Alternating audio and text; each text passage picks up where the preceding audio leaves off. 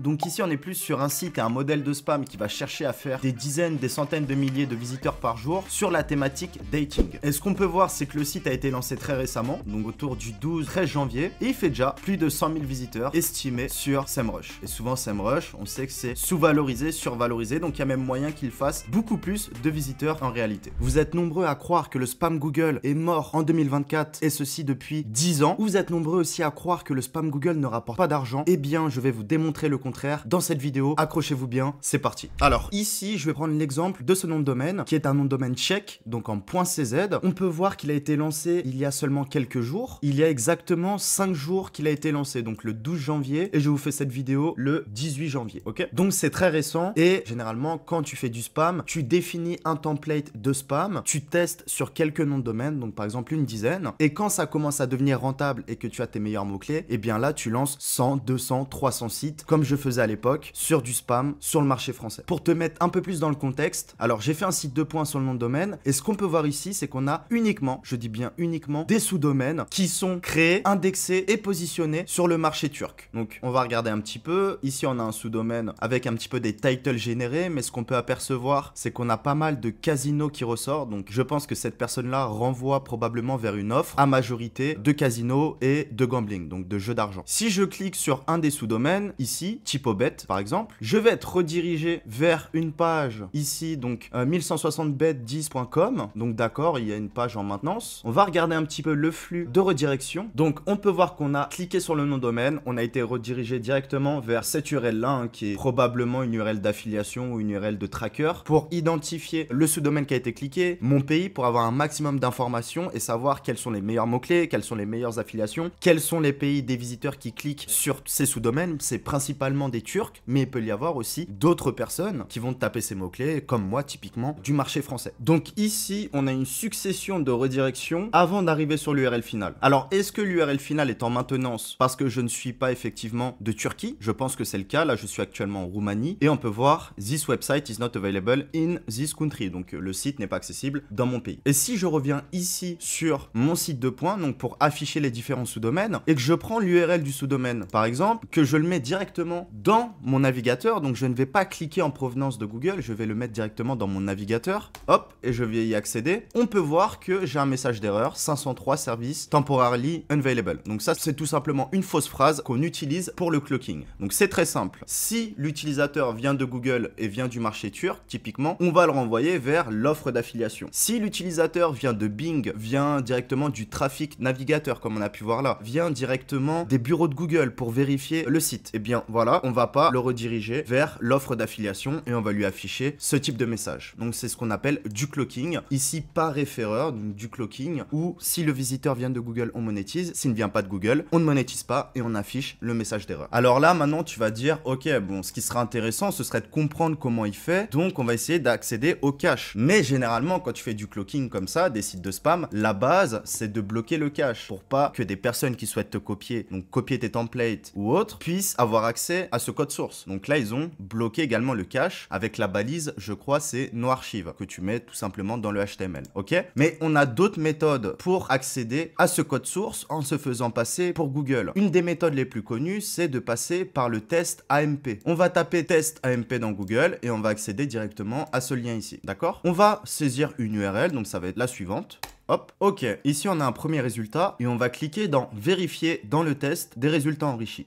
Et là, regardez ce qu'on a maintenant, un élément non valide a été détecté, blablabla. Ce qui va nous intéresser, ça va être de cliquer sur afficher la page testée. Et si je fais capture d'écran, on va voir directement l'affichage du site de spam. Donc des sites de spam comme on faisait il y a 10 ans, et encore même visuellement, je faisais beaucoup mieux que ça. Mais ce qui nous intéresse, c'est le fond dans le spam. Donc le marché, les mots-clés visés, l'affiliation, donc la monétisation qui est utilisée, et la capacité de scaling, la capacité de pouvoir lancer des centaines, des milliers de sites et de rentabiliser tout ça. Donc ce que je vous propose, c'est que je vais tout simplement copier le code source et le mettre dans un fichier HTML. Donc ici, on le copie dans un bloc-notes et on va le mettre directement dans le fichier HTML. Voilà. Et ici, lorsque j'ai chargé mon fichier HTML et que je l'ouvre, on peut voir le titre, on peut voir l'image. Donc l'image, c'est plutôt intéressant, la petite API qui est utilisée. Je vais vous montrer. C'est une API où tu peux récupérer une image. Ça doit être la première image ou une top image de Bing selon un mot-clé. Donc si je tape par exemple Romain, on va avoir ça. Mais si je tape Romain Pirotte, on va avoir une photo de moi qui est présent dans Bing, a priori. Donc ça, c'est pas trop mal. C'est une petite API qu'ils utilisent utilise pour générer la thumbnail, donc l'image principale de chaque page en full automatique. Après, bien sûr, c'est pas des images libres de droit, comme vous le savez. Là, il y a du maillage interne qui est mis en place et on a du texte qui n'est pas du tout de l'IA, qui doit être de la bouillie comme faisait BHM Generator ou comme je faisais aussi bien avant. Il y a une deuxième méthode également pour se faire passer pour Google et accéder au code source. Elle est aussi assez connue. C'est celle de faire une redirection 301 d'un de vos sites, donc d'une de vos pages. Typiquement, ici, je vais faire une redirection, par exemple, donc là, c'est un site de test. Je vais faire une redirection vers l'URL suivante et je vais mettre infoca/YouTube vidéo. C'est pour vous, les amis. Ajoutez cette redirection. Hop. Il me suffira d'aller dans ma Google Search Console pour rajouter l'URL ici. Ça va charger. Et pour vous expliquer un petit peu, donc c'est très simple. Google va accéder à mon URL ici. Il va être redirigé vers l'URL, donc le sous-domaine de spam. Et il va explorer cette page-là et nous donner le code source. Donc si on fait tester l'URL active, voilà. Google a accès à cette URL, mais celle-ci présente des problèmes. Afficher la page testée. Et ici, on récupère également le code source de la page de spam. Et on récupère également la même capture d'écran. Et on a quelques informations supplémentaires, mais pas indispensables. Maintenant, vous dites pourquoi faire des sous-domaines en masse? Faut savoir que le spam, comme je faisais il y a pas mal d'années, ce qui m'a permis voilà, de énormément m'initier aux techniques avancées SEO, prendre un nom de domaine expiré, faire 10 000, 20 000, 30 000 pages, ça marche. Ça marche beaucoup moins sur le marché français, mais ça marche sur d'autres marchés, comme peut-être le marché turc, ce qu'on peut voir juste ici. Par contre, développer un template de génération automatique de sous-domaines avec des milliers de sous-domaines, parce que oui, c'est possible, avec un contenu par sous-domaine qui ferait une page d'accueil donc sur chaque sous-domaine et envoyer des milliers et des milliers de sous-domaines à l'indexation, on peut voir que ça marche encore mieux. Alors, je pense, et ça paraît même une certitude, c'est que l'indexation d'une page d'accueil est beaucoup plus simple, en tout cas a beaucoup plus de potentiel de ranking qu'une page profonde. Effectivement, à contenu égaux sur un nom de domaine égal d'une URL que Google ne connaît pas, peut-être qu'il vaut mieux indexer une page d'accueil. D'où l'intérêt ici de générer des milliers de pages d'accueil à travers des milliers de sous-domaines. C'est de là que vient la puissance du spam en sous-domaine sur des marchés étrangers. Parce qu'en France, on voit apparaître certains spams comme ça, bien sûr, mais certains qui vont être positionnés 30e ou 40e, alors qu'en Turquie, on va peut-être être positionné 5e ou 6e. Donc il y a beaucoup plus d'intérêt à aller sur des marchés où Google est beaucoup moins développé en termes de filtres et de protection algorithmique. D'ailleurs, les amis, si cette vidéo vous plaît et qu'elle atteint les 100 commentaires, je ferai une vidéo en immersion où j'explique de A à Z comment créer 1000 sous-domaines, ça peut être sur un site ou sur plusieurs sites, créer un contenu, donc une page d'accueil par sous-domaine, l'envoyer à l'indexation et je vous montrerai les résultats si oui ou non ça fonctionne, pourquoi ça ne fonctionnait, pourquoi ça n'a pas fonctionné. Donc ce sera vraiment une immersion pour ceux qui n'ont jamais fait de spam, créer des sites générés automatiquement, créer des sites à la volée et qui souhaitent vraiment rentrer un petit peu dans l'univers des Black Hat SEO comme moi. Effectivement, bon, j'ai fait bien plus que ça, mais sur YouTube, c'est quelque chose que je pourrais partager publiquement. Si vraiment il y a 100 commentaires et que cette vidéo vous plaît et qu'il y a vraiment un intérêt pour moi à le faire et que ça puisse aider beaucoup de personnes, ok? Alors, après, ce qu'il faut comprendre, c'est que des sites comme ça, c'est pas le seul. Quand on a un qui marche, c'est que tu en as lancé plein d'autres derrière. Si on regarde un petit peu ici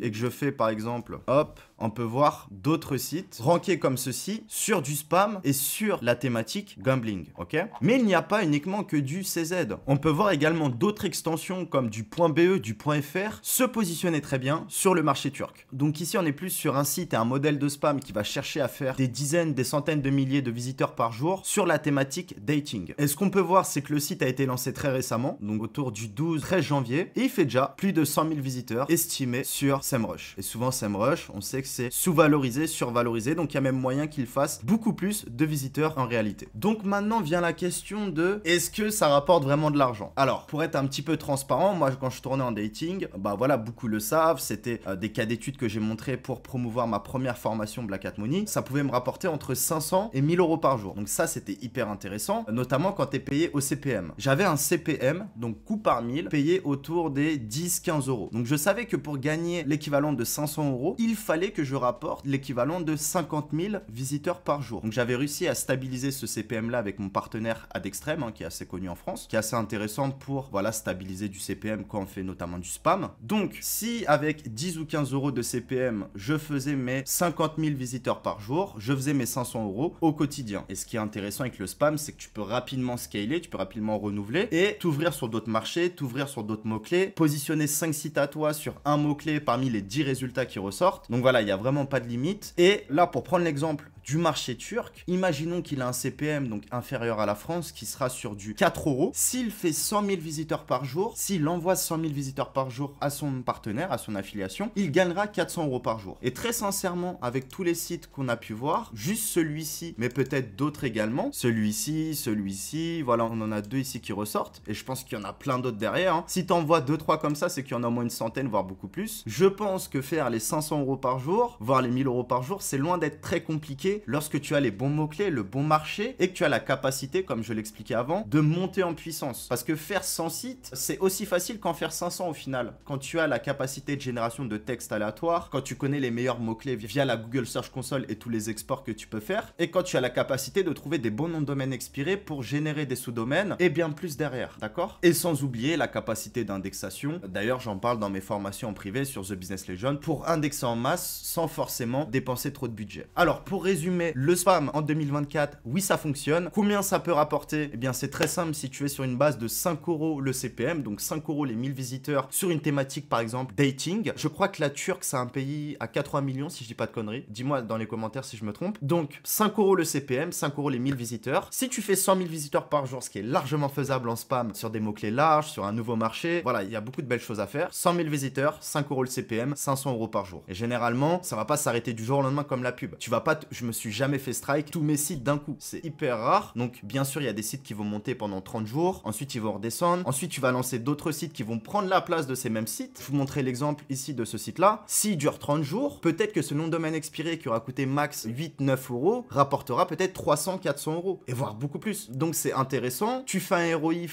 40, donc tu peux réinvestir derrière et faire tourner la machine. Donc, c'est ça le vrai intérêt du spam. Et pour terminer cette vidéo, un des vrais intérêts aussi que très peu de gens ont compris, c'est la puissance des mots-clés. Les gens te disent, oui, mais tu lances du spam, c'est court terme. C'est pas grave. J'ai les mots-clés. J'ai les mots-clés que je peux relancer en white hat. Rien ne m'empêche de faire par la suite un portail dating avec du vrai contenu GPT-4 ou du contenu humain avec mes 500 meilleurs mots-clés où il y a personne de positionné qui me rapporte du trafic et qui vont être pérennisés, donc qui vont me rapporter de l'argent sur des money sites pendant des années. Elle est là la vraie puissance du Black Hat. C'est l'acquisition de mots-clés qu'on pourra utiliser par la suite. Ok? Les amis, on rentre en immersion. Je vous fais une bonne vidéo de démonstration. Alors là, j'ai pas mal de trucs à vous partager. Vous connaissez, c'est mon sujet. Donc, si on atteint les 100 commentaires, je peux vous faire ça. Autrement, on se dit à la suite pour une prochaine vidéo. Ciao!